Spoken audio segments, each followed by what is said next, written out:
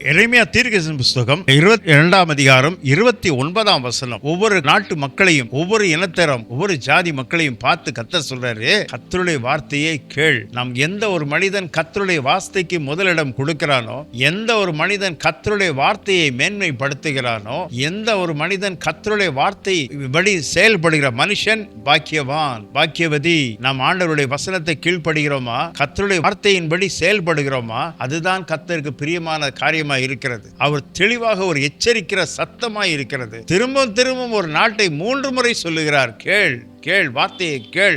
அருமையானவர்களே, எந்தெந்த நாடு கர்த்தருடைய வார்த்தைக்கு மீறி செயல்பட்டதோ அந்த நாட்டின் மீது கர்த்தருடைய கோபாக்கினை வருவதை நாம் பார்க்கிறோம், பார்த்து கொண்டுதான் இருக்கிறோம். அந்த நாட்டுக்கு ஏற்படுகிற பயங்கர அழிவை பார்க்கிறோம். நாம் ஜாக்கிரதையா இருக்க வேண்டும். அதற்காகத்தான் கர்த்தர் தேவ மனிதர்களை அனுப்புகிறார். மக்கள் கர்த்தருடைய வார்த்தையை எடுத்து உரைக்கிறார்கள். கைப்பிரதி மூலமாக அந்த தேசம் முழுவதும் கொடுக்கப்படுகிறது.